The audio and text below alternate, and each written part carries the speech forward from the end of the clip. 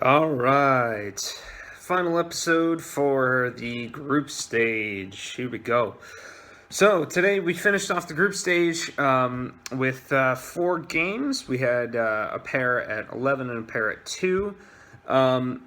Depending on the results of those things, other things might happen. So let's just start with the easy one first. So the Netherlands and Canada faced off against each other, where the Netherlands won by 2-1.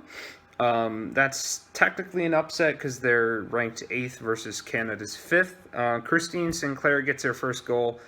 Finally, she's, I think, 2 away from the record of most goals scored all time. That means that the Netherlands gets the first place spot and Canada gets the second place spot in the bracket.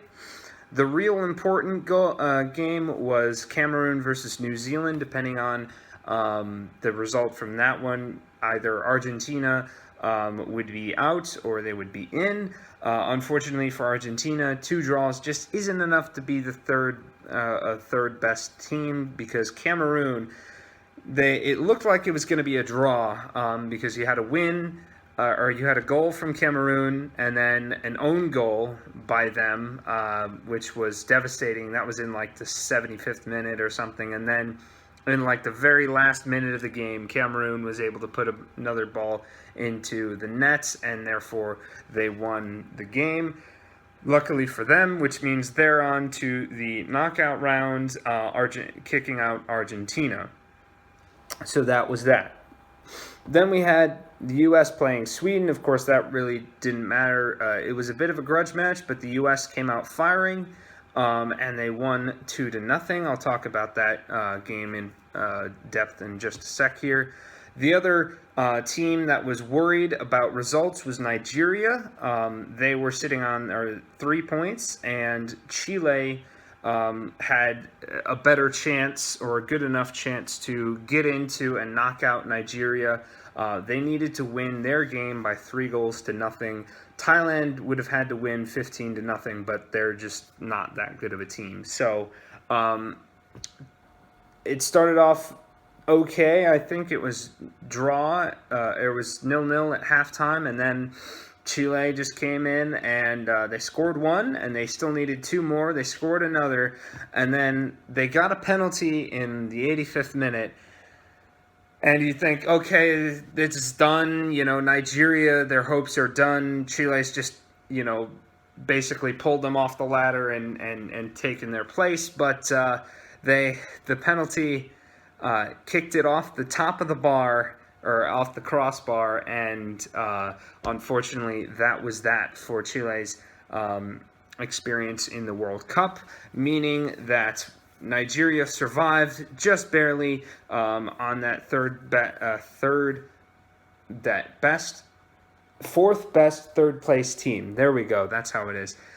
So that's all great for them, and it's lovely to see that we now have, I think this is the first time 2 African nations have qualified for the knockout round for the Women's World Cup, which is a great thing. That's great for women's football in Africa. So back to USA versus Sweden. The U.S. came out firing real quick. They scored in the 3rd minute off of a corner kick. They went back to their primary lineup, except for one change. So that would be the one we saw that demolished Thailand 13-0. That was the lineup they started with, except for Julie Ertz. Julie Ertz is a very important player in the midfield. I'm not going to go super technical, but needless to say, she is a very important piece to how we play soccer. And so that was a little bit of concern. She was out because of a minor injury. I saw her warming up, and I think she was on the bench, so I think it was more of a precautionary measure, which I think is very smart from Jill Ellis. She's, I think, so far done really well with managing the players on the U.S. team and making sure that they're just not pushing people right now, especially in the group stage when we're already we comfortably qualified basically after that first game. No matter what happened, even if we had lost 2 games after that, we would have had a really good goal difference, so it wouldn't have mattered. Then after, of course, beating Chile, this game, really all we needed was a draw, but with 3 points, or with a goal already in hand, and then we later got a second goal, things just sort of started to point towards, okay, we need to be careful and make sure that nobody gets injured, nobody is, pushing themselves further than they have to. So Alex Morgan was injured, got a little bit of a knock, so she was taken out as a precautionary measure. I think she just took, she's going to have a nasty bruise on her knee. I think she took a hard challenge and hit her knee. So hopefully she's okay. I don't suspect, she should be okay by the quarterfinals fully, or, depending on how fast a bruise heals.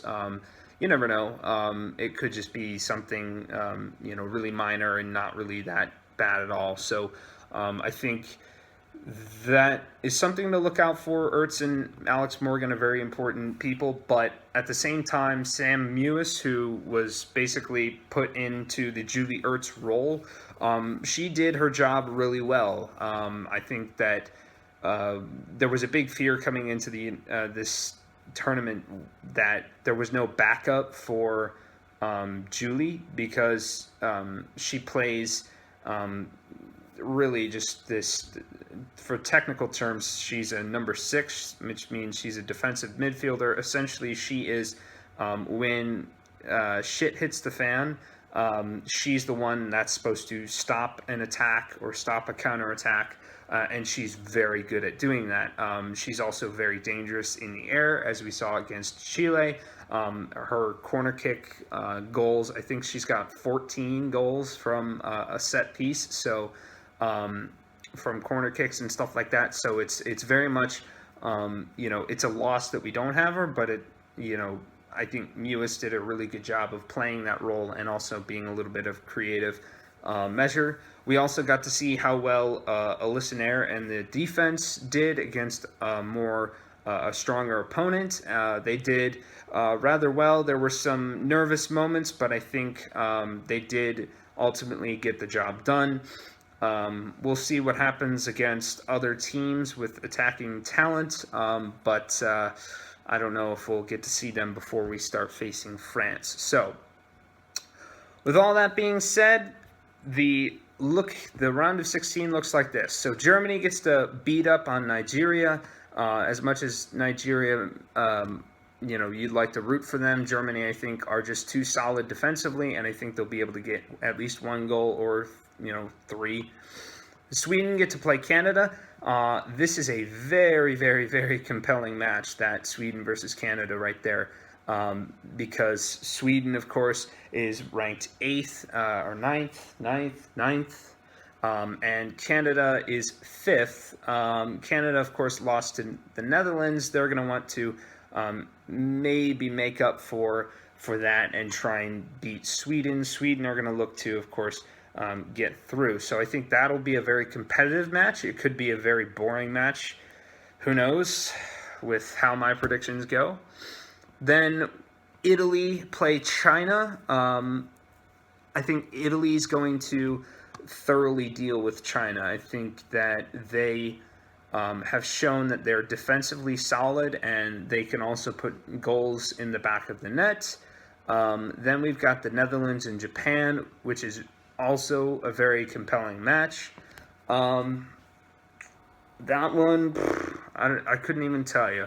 But that one's going to be worth watching. Norway, Australia, same deal there. Norway, again, the whole question of Ada Hegerberg being gone. I think Australia are going to cruise through this now that Sam Kerr has found her goal-scoring form. England get to the easy road playing Cameroon. I think they'll do fine against Cameroon, and we will see both African nations out in the round of 16. France versus Brazil, that could be very critical to watch, because ultimately Um, the question is this France team real? And, can they do what they need to do? And this Brazil team isn't terrible. It's not the worst team in the world. So, I think it could go either way. I think France, of course, have the edge being at home and all that. But we'll see, because the winner of this match will play the winner of Spain versus the United States. Spain, I think, they're good, but I think they're not the U.S. I think that they will suffer from inexperience and maybe a little bit of lack of physicality, and just I think they're getting there. They're getting there in terms of their style, and they didn't really impress me that much. I think they only got 1 win, 1 draw, and a loss. So they scored 3. Yeah, they're an average opponent, so the U.S. should win that one. That one is on Monday, so we've got 4 days for that. There's no games tomorrow, which is good. We get to take a little bit of a break. But then Saturday, looks like we've got 2 matches. 2 matches Saturday, 2 Sunday, 2 Monday, and 2 on Tuesday. So just depending on your position, and then we'll go from there. I think the United States would play if they advance through, but we won't deal with that. So that's what the bracket looks like, and it's time to get down to business. This is when it's it's single elimination. The only difference in the rules is that if it's tied at 90 minutes, you get to play an extra 30, and then we go to penalty shootouts, which could be interesting, those penalty shootouts with the whole penalty controversy with VAR coming into play. But we'll get there when we get there. So good win for the U.S. today. We a little bit more confident, I think. We can be a little bit more confident in their performance. And we'll just have to see whether or not the prophesized France versus U.S. quarterfinal match is going to happen, because that will be a clash of giants, and then we'll go from there. So thanks for tuning in, and go USA, and enjoy tomorrow off. Go do something fun. I don't know what I'm going to do with my life for a day. Maybe I'll go see a movie. Who knows? So anyway, take care.